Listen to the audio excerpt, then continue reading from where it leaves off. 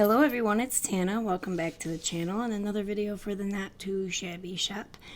Today we're working with,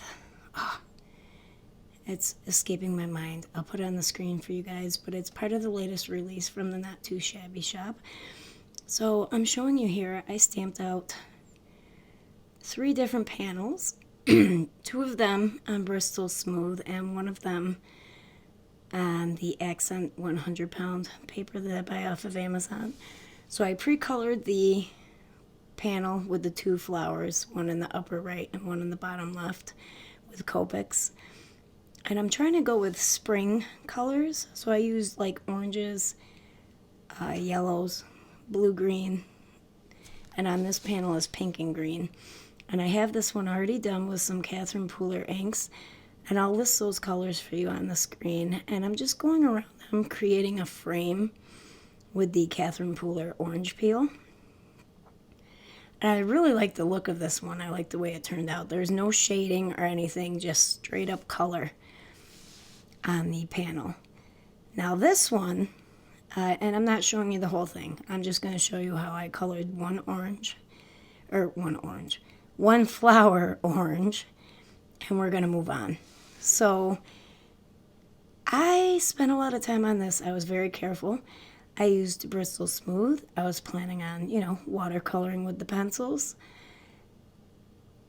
And I did all the coloring. I shaded the right way. I used 3 different tones on this one for the orange. And then I started using my water brush.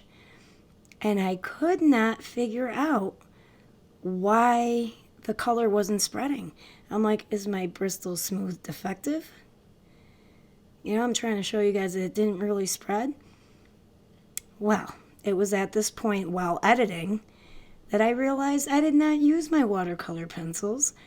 I used my new color pencils that are like a version of the Polychromos pencils as compared to Prismacolor. I felt so dumb, you guys, while I was editing this video, and I realized that I was trying to use them as watercolor pencils. I just wasn't thinking and grabbed the wrong pencils. So I did manage to add some more color to those when the panel was dry and just use it as it was. So moving on, I'm stamping one of the sentiments from this set. I think it says, "When I count my blessings, I count you twice," and it's in a very pretty handwriting. And I did the same one all the way down the panel, and I moved it, if the flowers were in the way. So at the top, you can only see the last part of the sentiment, and at the bottom, you can only see the first part of the sentiment. And then I cut out the thank you die. It's a Greeting Farm die out of the pattern paper, the My Sweet Valentine pattern paper. And I pointed to the one I used. And that's just going to go flat to the panel. I didn't add any dimension behind that die cut. So as you can see, I used 2 mats for this panel. Both of them are Concord and 9th colors. I will add those colors to the top of the screen. So Concord and 9th's 80 pound cardstock. And then glued my thank you to the center there. And I do decorate all of these with embellishments at the end. I didn't show it, but you can see them in the pictures.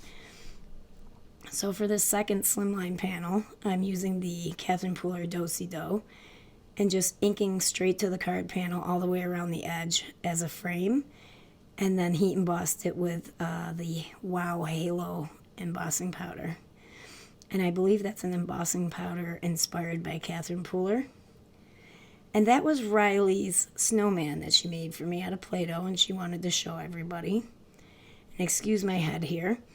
I was just gluing. This one does have dimension, this die cut, and it's cut out of the Frosted and Tufted pattern paper, the really pretty, like, pink diamond sprinkly one, the glittered one. That's my favorite pattern paper out of all of those papers. And now I'm taking the little, like, speckled stamp from the set, and I'm just going inside of that frame with the same color, Do-Si-Do, because I thought it looked too empty. So I wanted something behind the happy birthday. And by the way, I added 3 layers of 100 pound cardstock behind those die cut words. And that is a MFT scripted happy birthday, I believe. I'll see if Jamie carries it in the shop. And I'm just going to glue those to the panel with my Nouveau Deluxe adhesive. And I believe the first Slimline card had a black card base. This one is going on a white card base. And I'm just using some art glitter glue there to adhere that to the card base. Now that front panel is popped up with foam tape.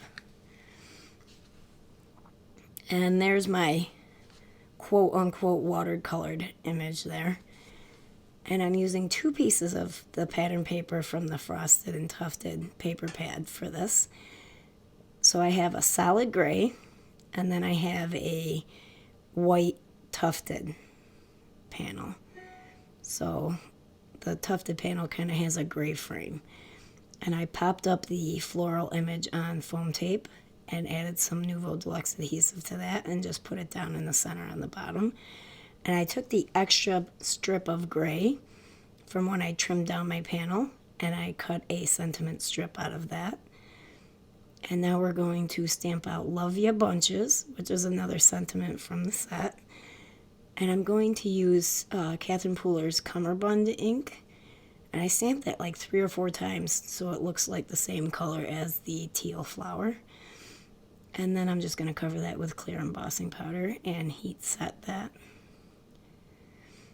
And that will also be popped up on foam tape, just like the flowers. And that's it for this video, guys. 3 simple cards. I'm going to pop the pictures up here so you can see the embellishments. And don't forget to hit like and subscribe if you like what you saw here today. And I will be doing a video very soon on the giveaway winners for January, and I'll have February's giveaway as well. So this one had some pretty pink posh gems, or Studio Katia. Those were Studio Katia pink October crystals. And then on these 2 were the sequins that came in the Valentine box from Not2shabby. We'll see you next time, guys. Bye-bye for now.